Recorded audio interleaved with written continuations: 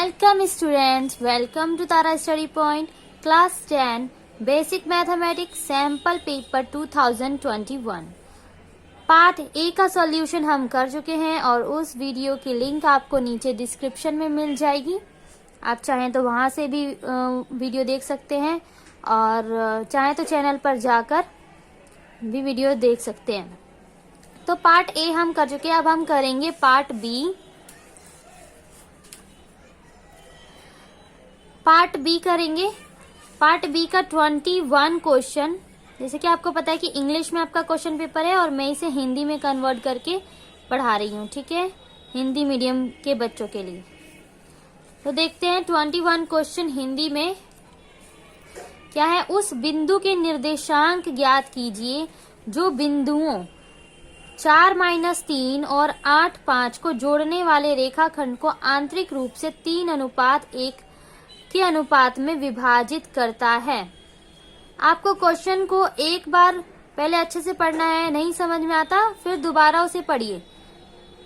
पहले क्वेश्चन को अच्छे से समझना होता है, ठीक है, उसके बाद ही सॉल्व कीजिए।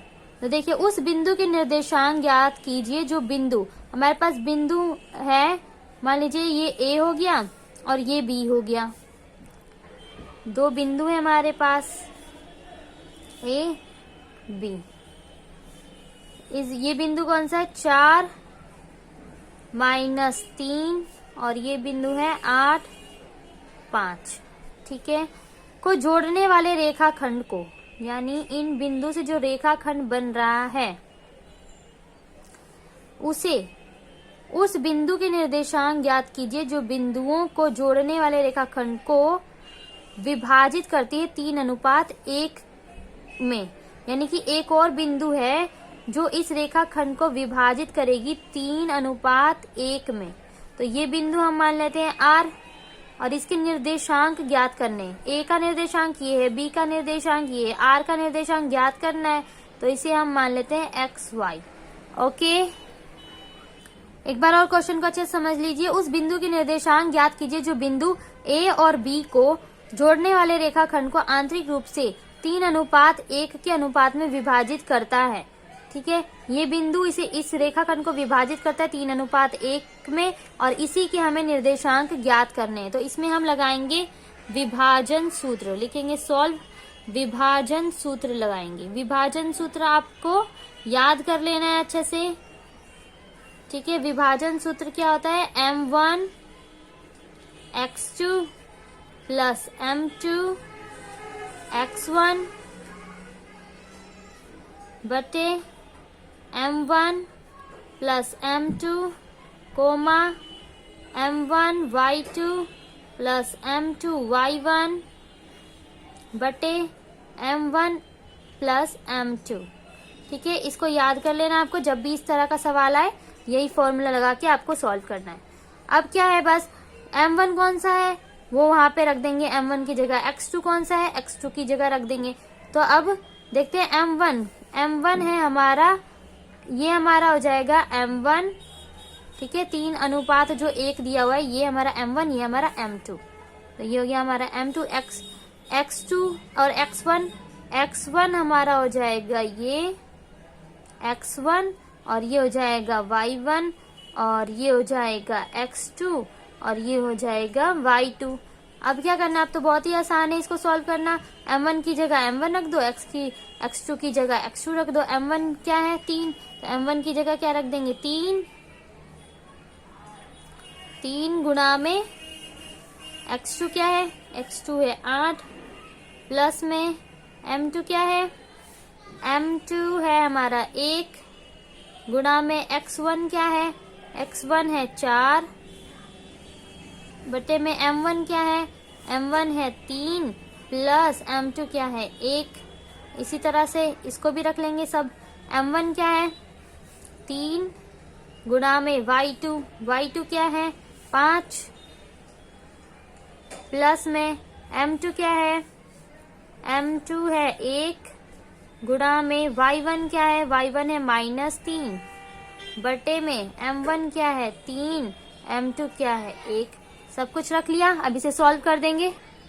तो चलिए आगे सॉल्व करते हैं। 3 × 8 = 24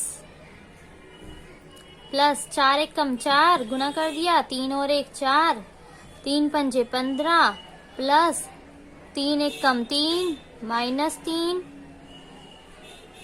3 और 1 4। अब इसको सॉल्व करेंगे। 24 4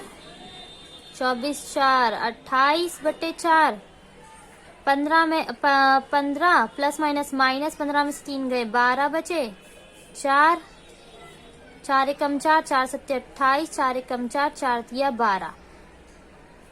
हमारे पास क्या आया 7 और 3। तो ये जो 7 और 3 है ना, यही आर के निर्देशांक है, यानी एक्स आपका 7 है और वाई कितना है 3। तो हम लिख देंगे 7 3 ही वांछित संख्या है। वांछित बिंदु है। आपको पता है ये क्वेश्चन कहाँ से आया था? ये क्वेश्चन आया था आपका चैप्टर 7 से, एग्जाम्पल 6 उदाहरण 6।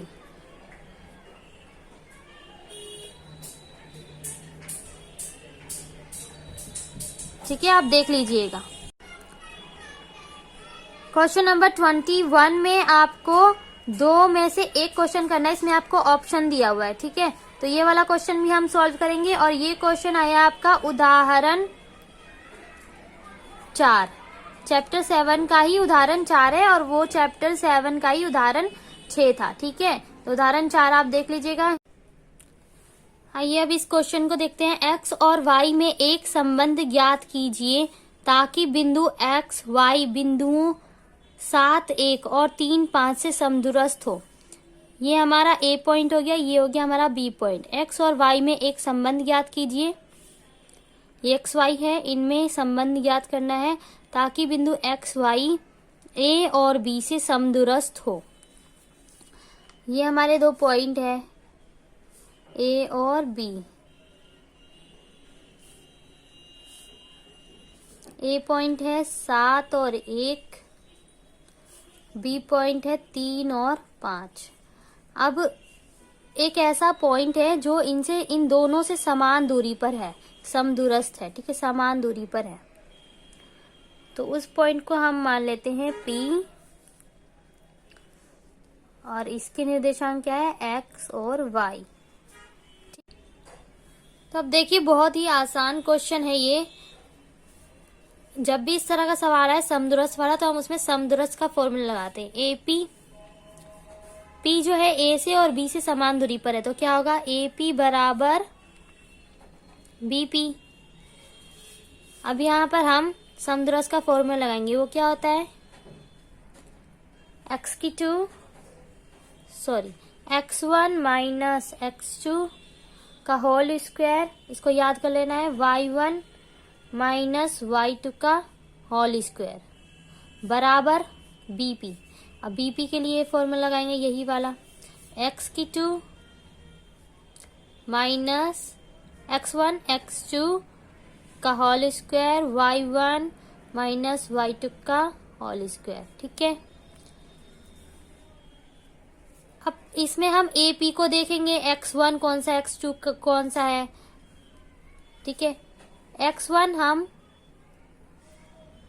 P के पॉइंट को ले लेते हैं और y1 ये हो गया, x2 AP को देखना है तो x2 हमारा हो गया 7 और y2 क्या हो गया 1। ठीक है, AP को देखना है बस, अभी BP को नहीं देखना। अब जल्दी से हम लिख लेते हैं कौन सा क्या है। x1 क्या है,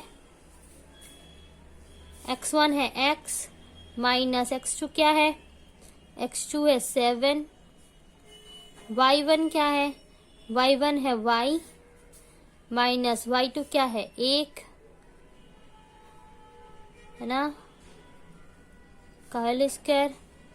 इसी तरह से इसमें भी देख लेते हैं, BP, B और P में ये हमारा x1, ये y1, ये x2 और ये y2। ठीक है, x1 क्या है x, x2 क्या है 3 का होल स्क्वायर, y1 क्या है y माइनस y2 क्या है 5 ठीक है। अब देखिए ये वाला, ये क्या है, ए बी का होल स्क्वायर, ए माइनस बी का होल स्क्वायर, इसका क्या फॉर्मूला होता है, ए की 2 प्लस बी की 2 माइनस 2ab, है ना। तो अब ध्यान से देखिए, बहुत ही आसान है, इसी फॉर्मूले के अकॉर्डिंग हमको सब संख्या रख लेनी है। ए की 2, ए क्या है हमारा एक्स, एक्स की 2 प्लस बी की 2, बी क्या है 7, 7 की 2, फिर क्या है माइनस 2ab 2, ए क्या है एक्स, बी क्या है 7, प्लस का निशान है प्लस। अब इसी तरह से इस फॉर्मूले में सब ए की 2 माइनस बी की 2, ठीक है।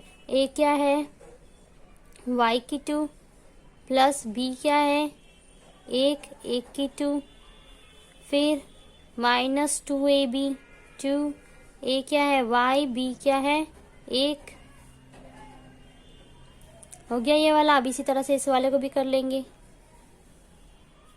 ए क्या है एक्स, एक्स की 2 प्लस बी क्या है 3, 3 की 2 माइनस 2 ए बी, प्लस का निशान है प्लस, इसमें भी ऐसे ही वाई, ए है ए की 2 प्लस बी की 2 माइनस 2ab, ए क्या है वाई, बी क्या है 5, ठीक है। अब ये रूट से ये रूट कट जाएगा और अभी हम इसको सॉल्व कर लेंगे। एक्स की 2 plus 7 7 49 minus 2 7 14 x plus y की 2 प्लस 1 1 कम 1 माइनस 2 7 14 वाई, सॉरी 2 1 कम 2, ये 1 है, 2 1 कम 2 वाई बराबर एक्स की 2 प्लस 3 3 9 माइनस 3 दूनी 6 एक्स प्लस वाई की 2 प्लस 5 25 माइनस 2 पंजे 10 वाई, ठीक है। एक्स की 2 से एक्स की 2 कट जाएगा, वाई की 2 से वाई की 2 कट जाएगा।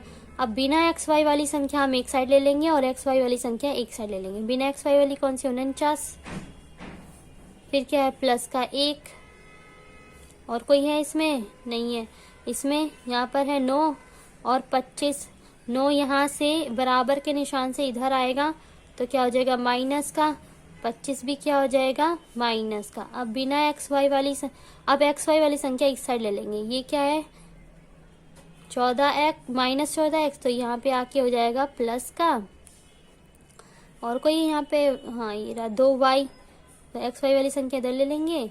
2y भी क्या है, 2y क्या है माइनस का, तो इधर आके हो जाएगा प्लस का, और ये तो माइनस का, ये माइनस 6x यहीं पर है तो यहीं रहेगा, और माइनस 10y। अब आगे सॉल्व करेंगे। 49 और 1 50, ठीक है, माइनस माइनस प्लस, तो 25 और 9 34, बड़ी संख्या पे कौन सा निशान है माइनस का, तो माइनस का लगा दिया, बराबर इसको भी सॉल्व करेंगे। एक्स वाली संख्या ये, एक्स वाली संख्या ये है, 14x और माइनस 6x, तो प्लस माइनस माइनस, 14 में से 6 गए 8x प्लस 10 में से 2 गए, ये दोनों y के हैं तो इनको सॉल्व करेंगे। 10 में से 2 गए 8 y, बड़ी संख्या पे कौन सा निशान है माइनस का, ठीक है, तो माइनस लगाएंगे। 50 में से 34 गए, कितने बचे 16, और यहाँ पे क्या बच जाएगा हमारा। अब इस सिचुएशन में हम क्या करेंगे, 1 8 कॉमन ले लेंगे और x माइनस वाई को अंदर, ठीक है। x माइनस वाई यहीं रहेगा और 16 भी यहीं रहेगा, और 8 कहाँ चला जाएगा नीचे, 8 कम 8 8 दूनी 16, तो कितना आ गया एक्स वाई हमारा 2। तो ये आ गया हमारा आंसर। हम लिख देंगे x माइनस वाई बराबर 2, अतः x और y में वांछित संबंध है। अतः एक्स और वाई में, आपसे पूछा था ना कि एक्स वाई बिंदुओं, एक्स और वाई में एक संबंध ज्ञात करो। तो एक्स और वाई में संबंध क्या है? एक्स माइनस वाई कितना है? बराबर 2 है। एक्स और वाई में वांछित संबंध है।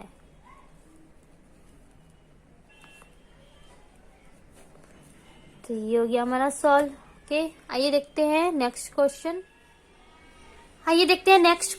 Question number 22।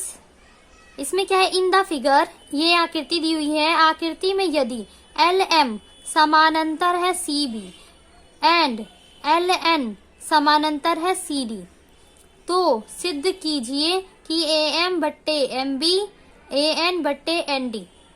इस फिगर को आपको देखना है। इसमें दिया हुआ है कि ये एल एम जो है ये समानांतर है इस लाइन के, ये वाली लाइन इस लाइन के समानांतर है और ये वाली लाइन इस लाइन के समानांतर है। तो हमें सिद्ध करना है कि ए एम बट्टे एम बी और ए एन बट्टे एन डी। ठीक है, तो देखिए हम कैसे इसको सॉल्व करते हैं। दिया क्या है आपको? जो दिया है वो पहले लिख लेते हैं। दिया है एल एम समानांतर है सी बी और क्या दिया हुआ है? एल एन समानांतर है सी डी। ठीक है, और प्रूव क्या करना है? सिद्ध करना है। उसके बाद लिखते हैं सिद्ध करना है। सिद्ध क्या करना है? ए एम बट्टे एम बी ए एन बट्टे एन डी। ठीक है, अब देखिए एल एम क्योंकि समांतर है तो लिखेंगे क्योंकि एल एम समांतर है सी बी,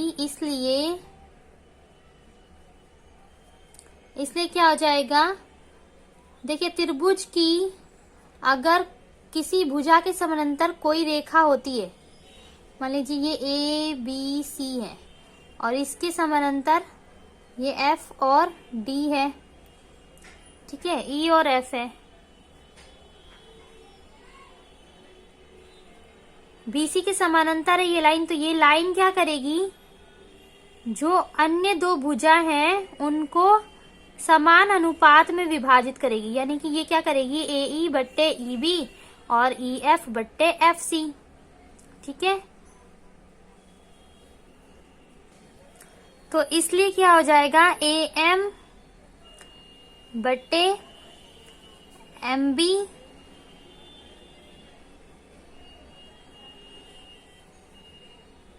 और ए एल बट्टे एल सी।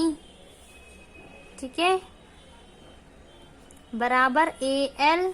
इस वाले त्रिभुज में देखेंगे ये वाली लाइन इसके समानांतर है, तो ये वाली लाइन क्या करेगी? इसको, इस वाली पूरी लाइन को ए एम और एम बी के अनुपात में और इस वाली लाइन को ए एल और एल सी के अनुपात में विभाजित करेगी। तो लिखेंगे ए एम बट्टे एम बी ए एल बट्टे एल सी। क्यों ऐसा क्यों है? क्योंकि इसको बोलते हैं समानुपातिक प्रमेय द्वारा। समानुपातिक प्रमेय। ठीक है, इसी तरह से हम इसको, इस वाले त्रिभुज को भी देखेंगे। अब इस वाले त्रिभुज में क्या है? क्योंकि एल एन समानांतर है सी डी, अतः तो क्या हो जाएगा? ए एन बट्टे एन डी बराबर ए एल बट्टे एल सी। अब देखिए ए एल और ये दोनों ए एल बट्टे एल सी के बराबर है, तो इससे क्या होगा? समीकरण 1 और समीकरण 2 से ये क्या हो जाएंगी? एक दूसरे के बराबर हो जाएंगी बस। तो ये ए एम बट्टे एम बी अतः ए एम बट्टे एम बी बराबर हो जाएगा ए एन बट्टे एंड डी। ठीक है, आपको यही प्रूफ करना था, बस इतना आसान था ये। चलिए देखते हैं अगला क्वेश्चन। इसमें ध्यान रखने वाली बात ये कि ये प्रमेय आपको याद रखना है कि ये प्रमेय कौन सा है, समानुपातिक प्रमेय। इस प्रमेय को क्या बोलते हैं, समानुपातिक प्रमेय। यानी त्रिभुज की अगर किसी भुजा के समानांतर कोई रेखा है तो वो उस त्रिभुज को समान अनुपातों में विभाजित करती है, यही होता है समानुपातिक प्रमेय। आइए देखते हैं क्वेश्चन नंबर 23। क्वेश्चन नंबर 23 ये आपकी एक्सरसाइज 10.2 10.2 और 10.2 का क्वेश्चन नंबर 8 है। बिल्कुल सेम ऐसा ही क्वेश्चन है, वहीं से लिया गया है क्वेश्चन। आइए देखते हैं क्वेश्चन नंबर 23। एक वृत्त के परिगत एक चतुर्भुज ABCD खींचा गया है। ये एक वृत्त है और इसके परिगत एक चतुर्भुज खींचा गया है। तो हमें सिद्ध करना है कि AB प्लस CD बराबर AD प्लस BC। ठीक है, अब इस आकृति को ध्यान से देखिए। इस आकृति में क्या है, एक वृत्त है, इसके परिगत एक चतुर्भुज खींचा गया है ना, और R S P Q ये वृत्त पर टच हो रहे हैं, वृत्त को छू रहे हैं, लेकिन D C B A ये वृत्त के बाहर के बिंदु हैं। तो जब बाहर के बिंदु से वृत्त पर कोई रेखा खींची जाती है, कोई स्पर्श रेखा खींची जाती है,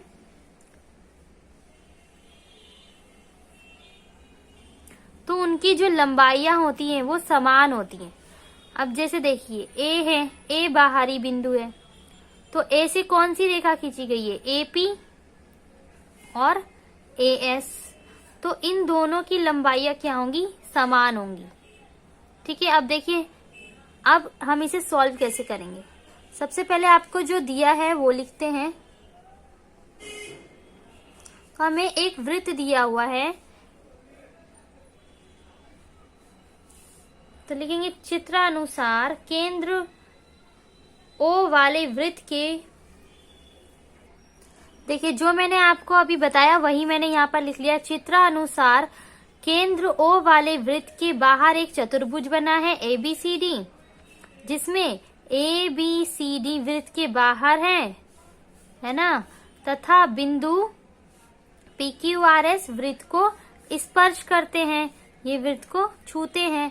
अब क्या लिखना है कि हम जानते हैं कि वृत्त के किसी बाहरी बिंदु से खींची गई स्पर्श रेखाओं की लंबाइयां बराबर होती हैं। तो इसको भी हमने लिख लिया है। हम जानते हैं कि वृत्त के किसी बाहरी बिंदु से खींची गई स्पर्श रेखाओं की लंबाइयां समान होती हैं। अब देखिए, अब हमें क्या करना है, यदि A बाहरी बिंदु है,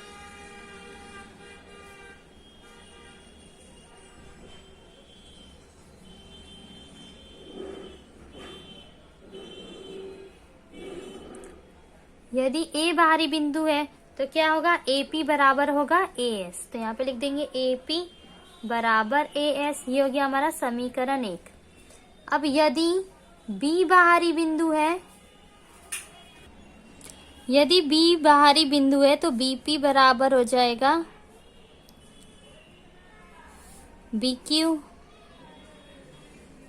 ये हो जाएगा समीकरण 2। इसी तरह से यदि C बाहरी बिंदु है तो क्या होगा, RC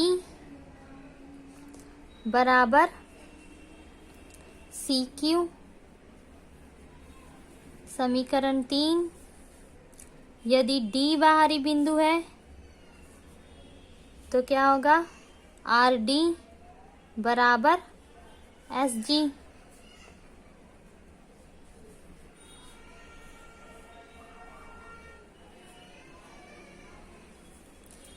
अब इन समीकरण को जोड़ने पर समीकरण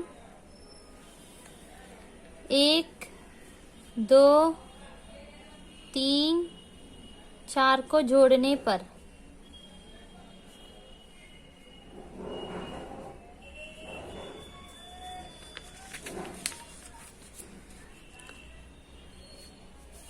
इस वाली साइड को एक साइड में जोड़ेंगे और इस वाली साइड को एक साइड में। AP प्लस BP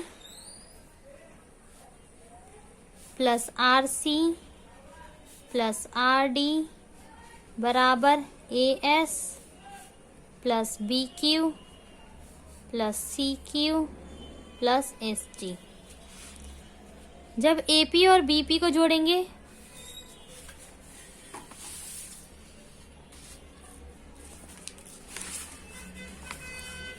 ये आपका चित्र है। जब हम AP और BP को जोड़ेंगे तो क्या आएगा? AB। RC और RD को जोड़ेंगे, RC और RD को, तो क्या आएगा? DC। अब यहाँ पर AS और SD को जोड़ेंगे, AS और SD को जोड़ेंगे तो AD।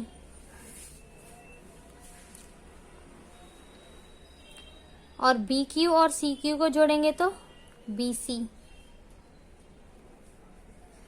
तो हमें सिद्ध क्या करना था? AB प्लस CD, यहाँ पे CD को, CD बराबर AD प्लस BC। ठीक है, ये हमारा हो गया सॉल्व। आइए देखते हैं क्वेश्चन नंबर 24। क्वेश्चन नंबर 24 देखेंगे। Draw a line segment of length 7.8 centimetre and divide it in the ratio 5:8। Measure the two parts. 7.8 centimetre लंबा एक रेखाखंड खींचिए और इसको 5:8 में विभाजित कीजिए। दोनों भागों को मापिए। ये बहुत ही आसान है। ये आपका एक्सरसाइज 11.1 का क्वेश्चन नंबर 1 है। देखिए इसको कैसे करेंगे। पहले एक 7.8 सेंटीमीटर लंबा रेखाखंड खींचना है। 7.8 सेंटीमीटर, 5, 6, 7, 8। ठीक है,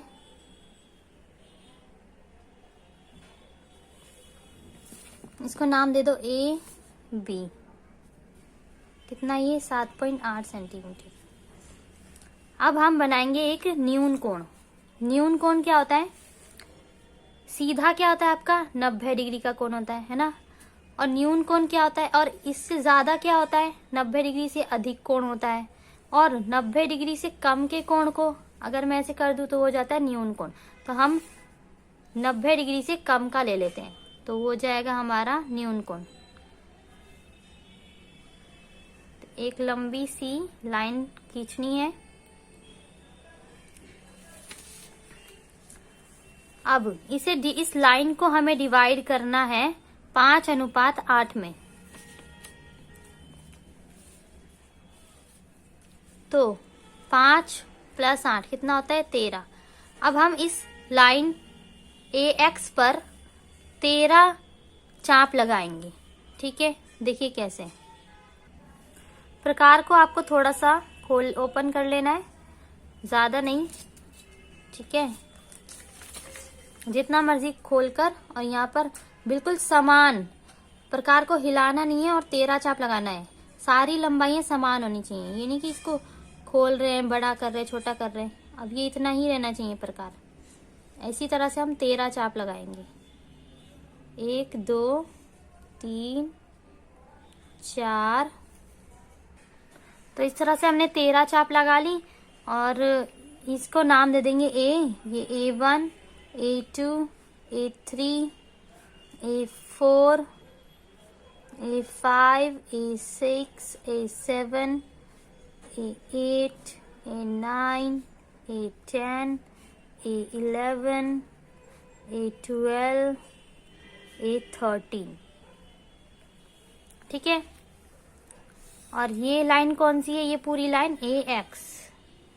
तो ये हो गया हमारा X। ठीक है, बहुत ही आसान है ये क्वेश्चन। अब क्या करना है हमको? लास्ट वाले पॉइंट को A13 को B से मिला देना है।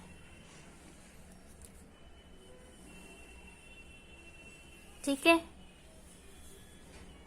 अब ध्यान से देखिए।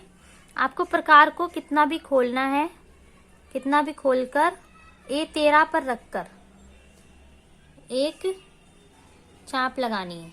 ठीक है, कितना भी खोलकर बस आपको एक चाप लगा देनी है। अब प्रकार को बिना हिलाए इतना ही रखना है, प्रकार को बड़ा छोटा नहीं करना। और A5 पर रखकर, जैसे A13 पे रख के चाप लगाया वैसे A5 पर रखकर जहां से भी ये चाप लगेगी इसको लगा देना है।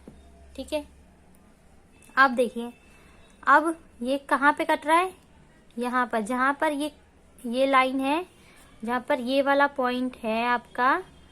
अब इसको, ये बी को जहां पर काट रहा है ये वाले पॉइंट को नापना है। ठीक है, इसको माप कर, ठीक है, इसको माप लिया। अब इसको माप कर जहां पर ये वाली लाइन है आपको यहाँ पे रखकर इसको एक चाप लगा देनी है। ठीक है, अब क्या करना है, A5 को, ये A5 है, A5 को BX के समानांतर A5 एक लाइन ड्रॉ कर देनी है, इसको इससे मिला देना है। ठीक है, अब ये हो जाएगा हमारा 5:8 में।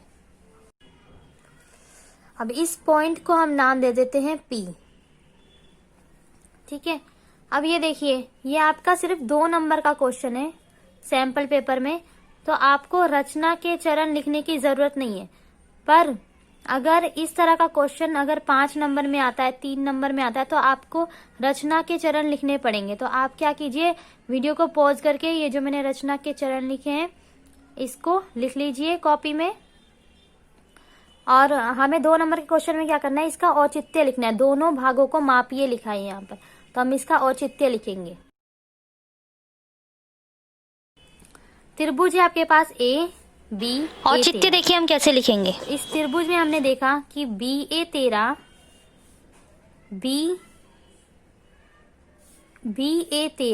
ये वाली लाइन और PA5 यानी ये वाली लाइन समानांतर है। फिर AP/PB ये वाला पॉइंट इसको AP/PB के अनुपात में बांट रहा है, और ये वाली लाइन इसे A5 और A5 A13 में बांट रही है। AP/PB AA5 कितना है हमारा, A5 यानी कि 5, तो हमने ये लिख दिया 1 2 3 4 5। फिर A5 A13 कितना है, A5 से लेकर A13 कितने चाप लगे, 1 2 3 4 5 6 7 8, तो हमने 8 लिख दिया। तो ये हो गया हमारा औचित्य सिद्ध। आइए देखते हैं question number 25। Question number 25, given 15 cot A is equal to 8, find sin A and sin sec A। यदि 15 cot A बराबर 8 हो तो sin A और sec A का मान ज्ञात कीजिए। यहाँ पे हमें cot A दिया हुआ है, 15 cot A दिया हुआ है 8, तो हम पहले cot A निकाल लेते हैं। cot A बराबर 8/15 गुणा में है तो कहाँ चला जाएगा, भाग में, बट्टे में चला जाएगा। ठीक है, तो cot A हमारे पास आ गया 8/15। अब आपको ये चीज याद होगी, साइन, कॉस और tan नहीं याद तो इसको याद कर लेना है आपको। साइन होता है लंब बट्टे कर्ण, L/कर्ण। कॉस होता है आधार बट्टे कर्ण, और tan होता है लंब बट्टे आधार। जो कॉट होता है वो tan का उल्टा होता है। ठीक है, कॉट क्या होता है, tan का उल्टा। तो ये क्या हो जाएगा, cot A ऊपर चला जाएगा, L नीचे हो जाएगा। tan का उल्टा होता है cot, तो ये ऊपर आ जाएगा, ये नीचे। तो cot क्या होता है, आधार बट्टे लंब। तो ये क्या है हमारा, 8 आधार है और ये क्या है, 15 लंब है। तो अब एक त्रिभुज बनाएंगे।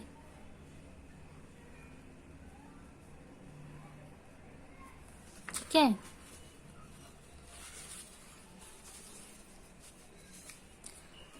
तो अब आधार, ये 90 डिग्री का एंगल यहाँ पे बना रहा है, तो यानी 90 डिग्री के सामने वाला क्या होता है, कर्ण, सामने वाली भुजा कर्ण,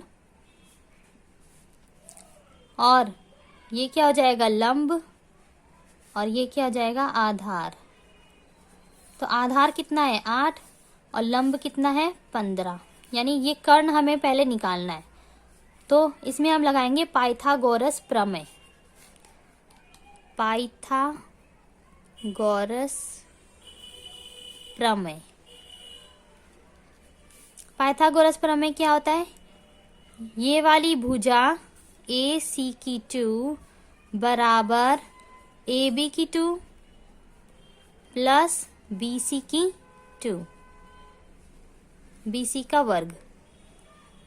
ठीक है, हमें AC निकालना है कर्ण, AC हमारे पास नहीं तो यही लिख देंगे। AB कितना है 8 और BC कितना है 15, 8 8 64, 15 को 15 से गुणा करेंगे तो क्या आएगा 225। अब ये AC का जो ये 2 है वो यहाँ पर आकर रूट बन जाएगा, इनको प्लस कर देंगे तो प्लस करने पे कितना आ जाएगा, 5 4 9 6 2 8 2 289। और 289 का जब हम रूट खोलेंगे तो हमारे पास कितना आएगा, 289 का रूट खोलेंगे तो आएगा 17, यानी AC हमारे पास कितना आ गया 17। अब हम निकालेंगे साइन A। अब तो हम आराम से साइन A निकाल लेंगे। साइन A का फॉर्मूला क्या है, L/K, यानी लंब बट्टे कर्ण। लंब क्या है 15, ठीक है, और कर्ण क्या है 17। तो ये हो गया हमारा आंसर साइन A का। अब निकालेंगे सेक A। बस ये वाली भुजा निकालते ही ये हमारा कितना आसान हो गया। तो सबसे पहले जो भुजा नहीं है उसको निकाल लेंगे। तो साइन A क्या होता है, साइन A होता है कॉस का उल्टा। ठीक है, कॉस क्या होता है A/K, तो साइन सेक A क्या हो जाएगा K/A। तो K कितना है आपका, K क्या है 17 कर्ण, और आधार कितना है 8, तो ये हो जाएगा हमारा सेक A। क्वेश्चन नंबर 25 में आपको चॉइस दी हुई है, दोनों में से आपको एक करना है, पर हम यहाँ पर दोनों करेंगे। तो देखते हैं इसका second part, find tan P minus cot R। ये आपको चित्र दिया हुआ है और आपको क्या निकालना है, tan P और कोट R। क्वेश्चन नंबर 25 का सेकेंड पार्ट है, tan P minus cot R का मान ज्ञात कीजिए। ये चित्र आपको दिया हुआ है, आपको क्या करना है, tan P minus cot R का मान ज्ञात करना है। यहाँ पर देखिए चित्र में, अगर हम R को थीटा मानते हैं तो लंब हमें दिया हुआ है 12, और कर्ण क्या होती है सबसे बड़ी भुजा, यानी कि लंब के सामने वाली भुजा होती है कर्ण। तो कर्ण हमें दिया हुआ है 13, और यहाँ पर QR नहीं दिया हुआ, तो हम सबसे पहले QR निकालेंगे। ठीक है, तो QR कैसे निकालेंगे, कोई भी भुजा अगर त्रिभुज की नहीं दी हुई है तो हम पाइथागोरस प्रमेय लगाएंगे।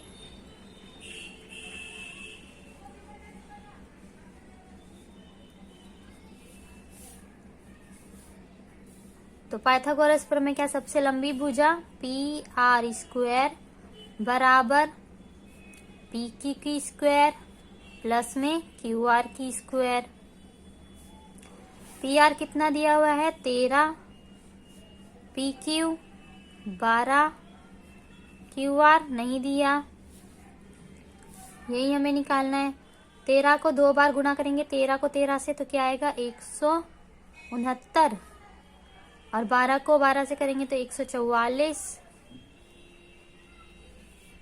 ठीक है, QR स्क्वायर यहीं रहेगा, 159 में से 144 जाएंगे तो कितने बचेगा, तो हमारे पास बचेगा 9 में से 4 गए 5, 6 में से 4 गए 2, 25। क्यू आर यही रहेगा, क्यू आर का ये जो 2 है यहाँ पर आकर क्या बन जाएगा, रूट। ठीक है, तो क्यू आर 25 का रूट खोलेंगे तो कितना आएगा, 5। तो क्यू आर हमने फाइंड कर लिया 5। अब हमें क्या निकालना है, 10p माइनस कॉट आर। तो 10 का फॉर्मूला क्या होता है, अभी मैंने आपको बताया था, साइन का, कॉस का, टेन का। साइन का होता है लंब बट्टे कर्ण, कॉस का आधार बट्टे कर्ण, टेन का लंब बट्टे आधार। तो टेन का फॉर्मूला क्या है, लंब बट्टे आधार, और कॉट टेन का उल्टा होता है, तो यानी ए ऊपर चला जाएगा और एल नीचे आ जाएगा। ठीक है, अब देखिए हमें क्या निकालना है, 10p, यानी हमें हमारा थीटा क्या है, p। तो थीटा के सामने वाली जो भुजा होती है वो क्या होता है, हमारा लंब। तो ये हमारा लंब हो जाएगा, और सबसे बड़ी भुजा तो हमारी यही है, तो ये हमारा कर्ण है, और ये क्या हो जाएगा, आधार। ठीक है, तो लंब क्या है, 5, आधार क्या है, 12, माइनस, अब ये कॉट इसका उल्टा है, यानी कि कॉट आर निकालना है। आर क्या है, आर को अगर हम थीटा रखते हैं तो हमारा लंब क्या हो जाएगा, हमारा,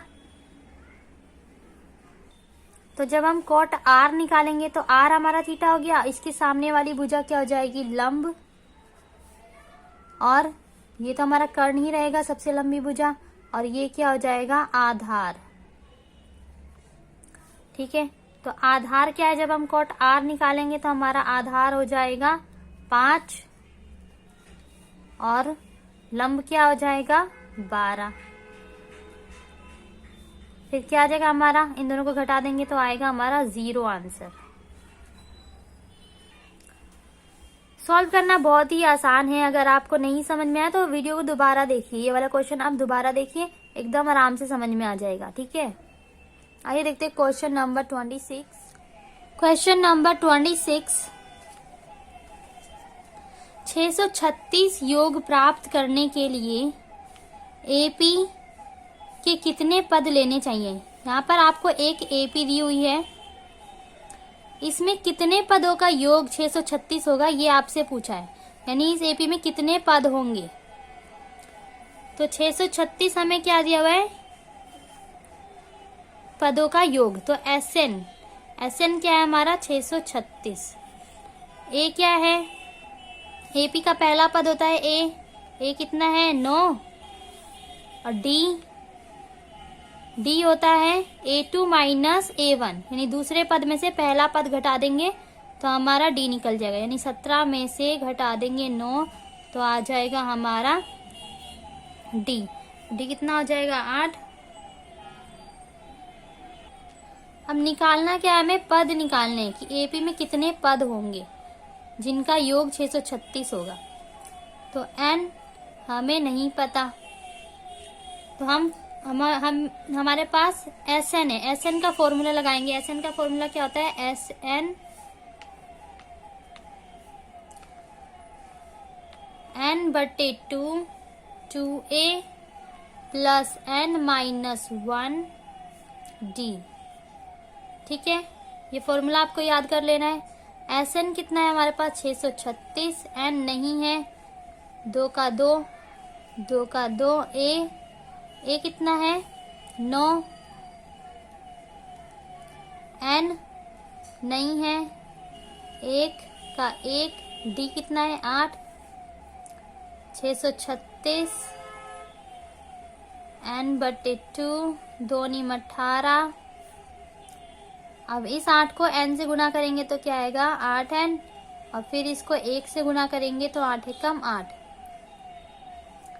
ठीक है,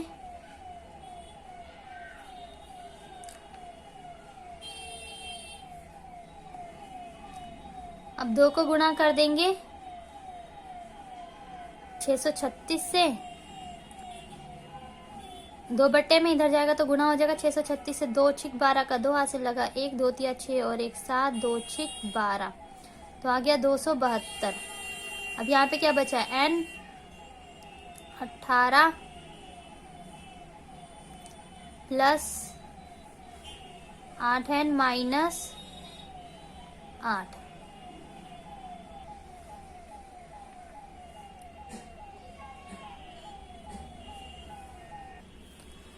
n यही रहेगा, 18 में से 8 गए 10 बचेंगे, 8n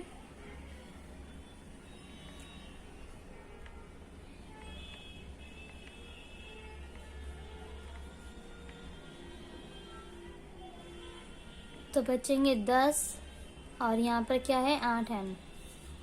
अब n को गुणा कर देंगे, 10n हो जाएगा, n को 10 से गुणा करेंगे 10n, n को 8n से गुणा करेंगे 8n की स्क्वायर। क्वेश्चन थोड़ा लंबा है तो ध्यान से इसे समझे। वैसे तो बहुत ही आसान है ये, आपको गुणनखंड वगैरह आना चाहिए इस क्वेश्चन को सॉल्व करने के लिए। अब इसको क्रम से लगा लेते हैं। n की स्क्वायर वाली संख्या पहले आती है, फिर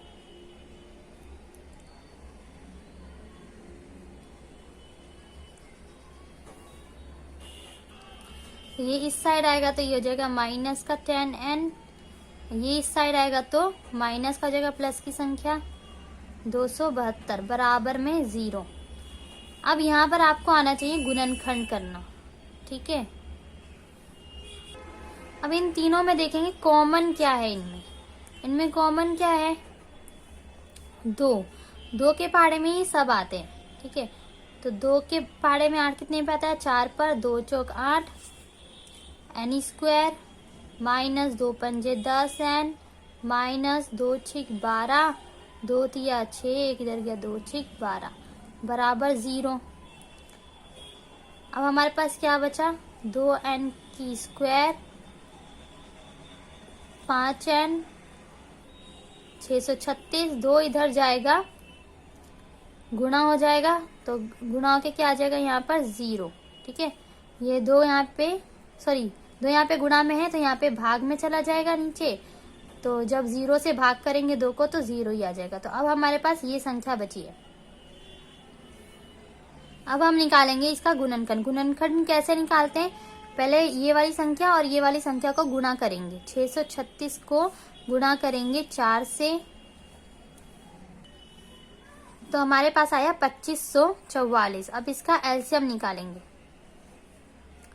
2 एक कम 2, 2 दूनी 4, एक इधर गया 2 सत्ते 14, 2 दूनी 4, 2 छिक 12, 2 तिया 6, 2 चौक 12, 2 छिक 12, 2 तिया 6, 2 एक कम 2, एक इधर गया 2 ठे 16, फिर से 2 से लेते हैं, 2 एक कम 2, एक इधर गया 11 बन गया, 2 पंजे 10, फिर ये कितना आएगा, ये एक इधर गया 18 बन गया, 2 नीम 18, 3 पंजे 15, 3 क्या 9, 53 किसी पहाड़े से नहीं बचेगा, किसी भी पहाड़े से नहीं जाएगा।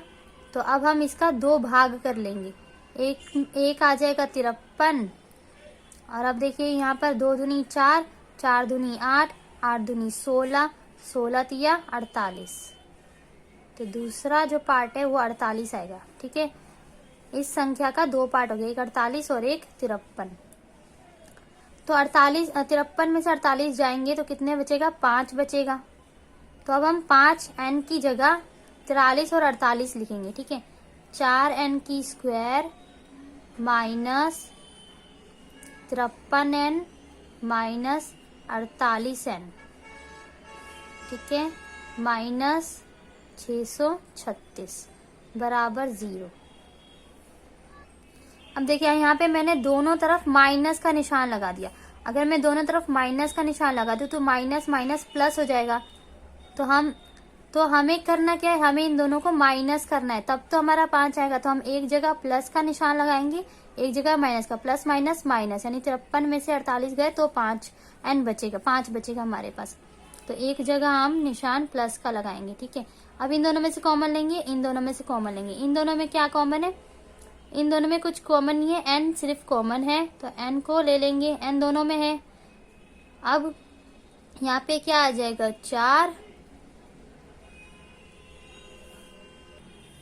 4n प्लस यहाँ पे 53, यहाँ का एक n बच गया था तो यहाँ पे लिखा, और एक n और इस n में से एक कॉमन आ गया बाहर, माइनस। अब देखिए इन दोनों में क्या कॉमन है? इन दोनों में कॉमन आएगा, यहाँ पे कितना है? 48 n 12 के पढ़े में 48 आता है 4 पर, 12 चौक 48, माइनस माइनस प्लस, 12 के पढ़े में 636 आता है 53 पर। जब 12 को 53 से गुणा करेंगे तो आएगा 636, ठीक है। अब देखिए ये वाली संख्या ब्रैकेट वाली और ये ब्रैकेट वाली सेम है, तो एक इनमें से कॉमन ले लिया। अब जो बाहर है ब्रैकेट के उनको हम अंदर ले लेंगे, n-12। ये गुणनखंड वाले सवाल तो आपने किए ही होंगे, ठीक है। नहीं समझ में आता है वीडियो को दोबारा देखिए, अच्छे से समझ में आ जाएगा। अब क्या है? 4n प्लस में 5 बराबर 0, यहाँ पर क्या है? n-12 बराबर में 0। 4n यहीं रहेगा और ये प्लस का इधर जाएगा तो माइनस का हो जाएगा, n यहीं रहेगा, -5/4। तो एक n हमारा ये आया और एक n क्या आ जाएगा? n बराबर -12 इधर जाएगा तो क्या हो जाएगा? प्लस का 12, एक n आया 12। तो आपसे क्वेश्चन में क्या पूछा है कि कितने पद लेने चाहिए, यानी n कितना होगा? तो n जो है हमारा कितना होगा?